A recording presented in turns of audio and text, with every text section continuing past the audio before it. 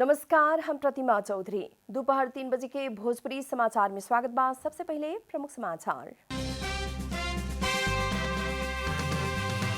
नेपाल निर्माण व्यवसायी महासंघ के 23वां साधारण सभा शुरू। एमसीसी के ग्लोबल टेंडर में सहभागी होखेला व्यवसायी के प्रधानमंत्री देउबा द्वारा आह्वान।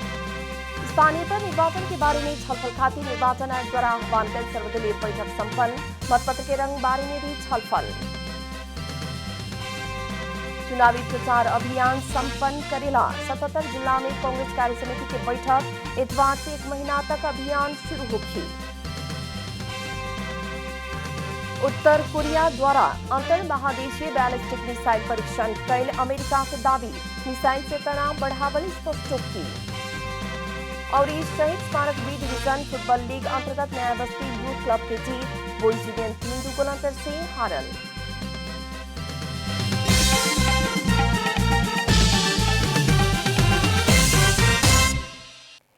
अब पूरा समाचार।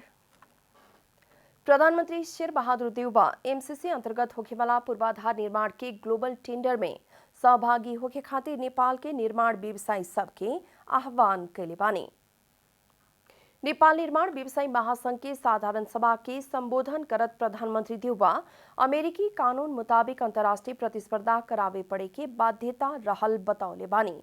देउबा नेपाल के निर्माण व्यवसायी सबसे भी एमे भाग लेवे खातिर आग्रह कैनी हा। देउबा निर्माण व्यवसायी के सहूलियत खातिर सरकार द्वारा सार्वजनिक खरीद लगायत के नियमावली संशोधन कैल भी बतौनी हा।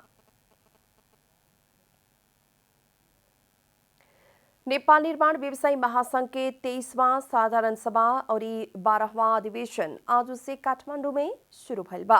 अधिवेशन के उद्घाटन प्रधानमंत्री शेर बहादुर देउबा कैले रहने। कार्यक्रम में देश भर से करीब 1200 प्रतिनिधि और पर्यवेक्षक सबके सहभागिता रहल महासंघ जानकारी दिले बा। अधिवेशन में सार्वजनिक खरीद नियमावली के 11वां संशोधन तथा निर्माण व्यवसायी सबके अन्य मांग सबके विषय में व्यापक छलफल करके काठमांडू घोषणा पत्र जारी करके महासंघ जनौले बा। पिछला समय निर्माण जन्य सामग्री के मूल्य वृद्धि भइल और ओकर मार में निर्माण व्यवसायी पड़ल कहत मूल्य समायोजन करे पड़े के मांग महासंघ रखले बा। अधिवेशन स्थल के बाहर विभिन्न संस्था और कंपनी के 30 को स्टॉल रहल महासंघ जनौले बाटे। अधिवेशन से अगिला 3 बरस खातिर 59 सदस्यीय नया कार्य समिति चयन करके संपन्न होगी। वही लेखा आज से शुरू भइल अधिवेशन 3 दिन तक चली।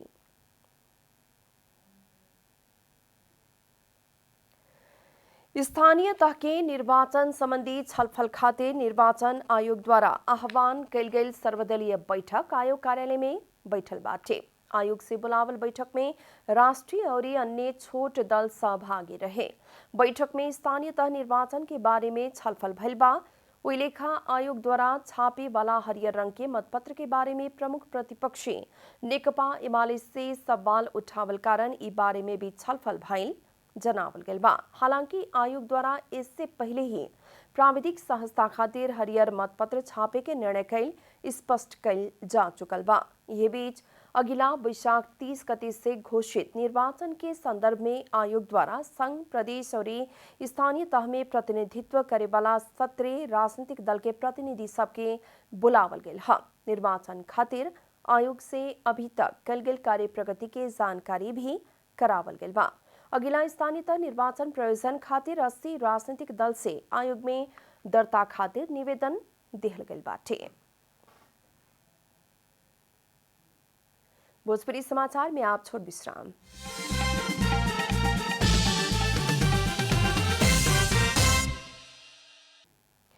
भोजपुरी समाचार में आप बाकी समाचार। नेकपा माओवादी केंद्र के अध्यक्ष पुष्पकमल दाहाल राष्ट्रीय राजनीति के केने ले जावल जाई कहवाला निर्णायक भूमिका में माओवादी ही रहल बतौले बानी। सुख के सवेरे सुर्खेत विमानस्थल में पत्रकार सबके साथ बातचीत करत अध्यक्ष दाहाल देश माओवादी के ही एजेंडा में चल रहल दावी कैनी हा। वहां के राष्ट्रीय राजनीति माओवादी के ही इशारा में चल रहल दावी करत आवे वाला स्थानीयता के निर्वाचन तक गठबंधन सुरक्षित रहे के भी बतौनी हा। अध्यक्ष दाहाल एमसीसी पास भइला बाद गठबंधन में कौनो खटन पटन ना भइल भी बतौले बानी।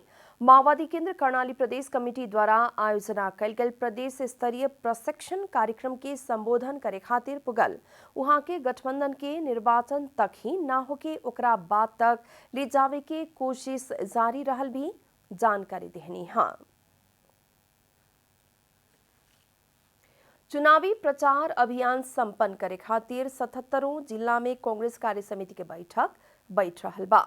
इतवार से 1 महीना तक कांग्रेस द्वारा स्थानीय चुनाव केंद्रित प्रचार अभियान हो रहल बा। पार्टी और भातृ संस्था के परिचालन तथा केंद्र के निर्णय कार्यान्वयन करे खातिर सभी जिला कार्य समिति से बैठक बुलावल मुख्य सचिव कृष्ण प्रसाद पौड़ेल जानकारी देहने। बैठक खातिर कांग्रेस द्वारा 77 केंद्रीय नेता के ही सभी जिला में खटावल गइल बा। केंद्र से बनावल कार्यक्रम के प्रभावित न होके किस्म से जिला और प्रदेश से थप कार्यक्रम कर सके के कार्यादेश समेत माथत के संरचना के दिहल गइल बा। प्रचार अभियान में संगठन सुदृढ़ीकरण के प्राथमिकता में राखल गइल बाटे। जनता के शिकायत सुने के और कांग्रेस से कल गल सुधार के काम सुनावे के काम अभियान में होखी। भेला प्रशिक्षण सम्मान लगायत कार्यक्रम भी अभियान में समेटल गल बा। वीजा नेटवर्क में जुड़ल पर्यटक सबसे अब नेपाल आज समय QR कोड से वित्तीय कारोबार करे मिल के जनावल गल बा। BFA के काठमांडू में कार्यक्रम करके फोन पे द्वारा नया QR स्टैंड सेवा घोषणा कल गई है। फोन पे और वीजा के कारोबार के सहज बनावे खातिर नबिल बैंक से सहकार्य कल गई बा। फोन पे से वीजा के साथ सहकार्य में वीजा नेटवर्क के पर्यटक से भी नेपाल में QR से भुगतानी कर सके किस्म से QR भुगतानी के विदेशी पर्यटक के पहुंच में पुगावल गई है। फोन पे के सहायक प्रमुख कार्यकारी अधिकृत दिवस सापकोटा वीजा संघ के सहकार्य संगे मोबाइल बैंकिंग में वीजा नेटवर्क इनेबल भइल विदेशी पर्यटक सबसे फोन पे के QR कोड मार्फत भुगतानी सहज कर सके के बताउने। हाँ, कस्टमरले नेपाली ग्राहकले हैन जब सामान किन्न जाँदाखेरि चाहिँ QR पेमेन्ट गर्न पाइन्थ्यो। सो यसको ब्युटी नै भने के हो भने हामीले सानो पसलदेखि ठुलठुला पसलसम्म होटलसम्म 5 स्टार होटलसम्म चाहिँ हामीले पेमेन्ट गर्न सकिरहेको थियौँ।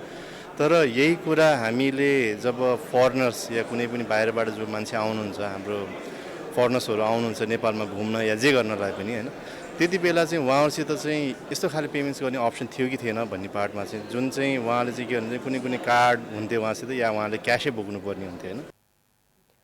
QR कोड में होने वाला कंटेंट में वीजा नेटवर्क के इनेबल कैला बाद ही चले वाला भइला से अभी भइल QR स्टैंड बदले पड़े की अवस्था रहल फोन पे जनौले बा। पिछला समय नेपाल के ज्यादातर बड़का मोबाइल वैलेट खल्ती प्रभु पे IME पे ई सेवा लगायत के आपन नेटवर्क में समेटते आ रहल बा। अब आर्थिक समाचार।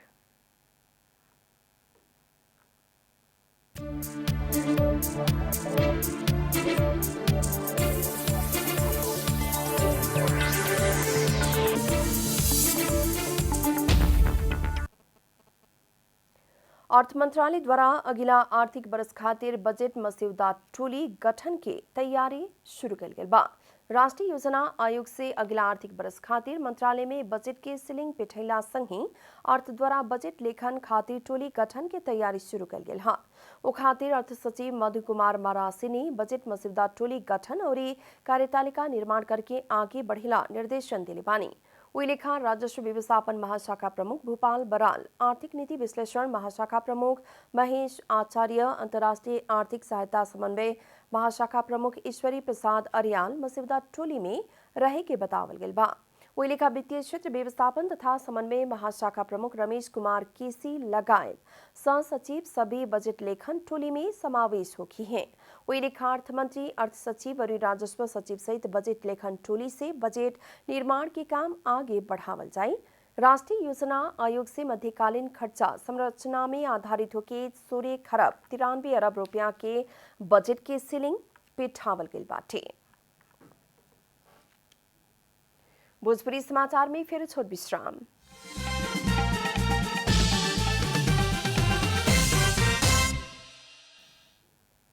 भोजपुरी समाचार में अब अंतर्राष्ट्रीय समाचार। उत्तर कोरिया अंतर्महादेशीय बैलिस्टिक मिसाइल परीक्षण कैल अमेरिका से बतावल गेल बा। उत्तर कोरिया हर साल ही नया इंटरकॉन्टिनेंटल बैलिस्टिक मिसाइल ICBM परीक्षण कैल और इसे तनाव बढ़ावल अमेरिका बतावले बा। उत्तर कोरिया द्वारा पिछला बार मार्च 4 और फरवरी 26 तारीख में मिसाइल परीक्षण कैल गेल रहे। वो मिसाइल अंतर महादेशीय रहल अमेरिकी रक्षा मंत्रालय पेंटागन जानकारी दिले बा। उत्तर कोरिया परीक्षण कैल गेल ICBM से 5,500 किलोमीटर तक की यात्रा तय कर सकी। वही लेखा उत्तर कोरिया से अमेरिका तक मार भी कर सके के बतावल गेल बा। रक्षा मंत्रालय पेंटागन के प्रवक्ता जॉन किर्बी उत्तर कोरिया से हाले परीक्षण कैल गेल 2 मिसाइल ICBM रहल भी बतावल गेल बाटे। आप खेल कुछ समाचार।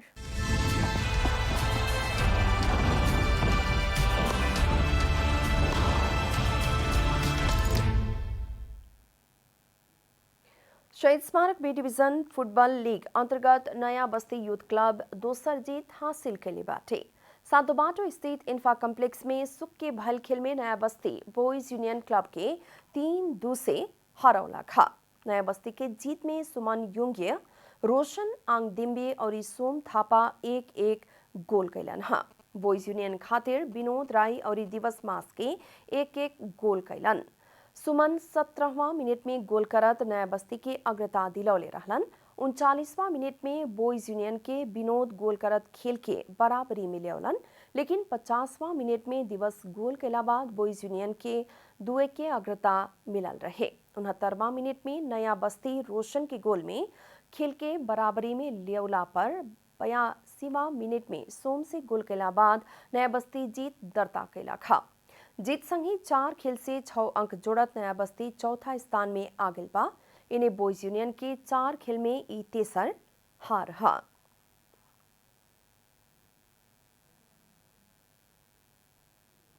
अंत में प्रमुख समाचार फिर एक बेर। नेपाल निर्माण व्यवसाय महासंघ के 30वां साधारण सभा शुरू। MCC के ग्लोबल टेंडर में सहभागी होकेला व्यवसाय के प्रधानमंत्री देउवा के आह्वान। स्थानीय निर्वाचन बारे में छलफल खातिर निर्वाचन आयोग द्वारा आह्वान कैल सर्वदलीय बैठक संपन्न। मतपत्र के रंग के बारे में भी छलफल।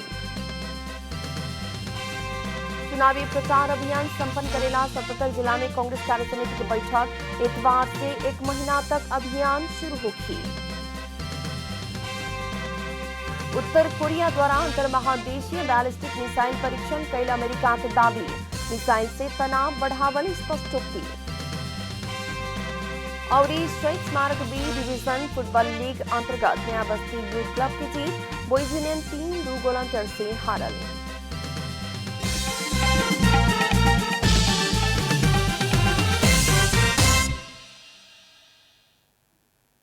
एक साथ भोजपुरी समाचार अभी खातिर इतना ही। जनता द्वारा जनता खातिर प्रसारित जनता टेलीविजन देखत रही। नमस्कार।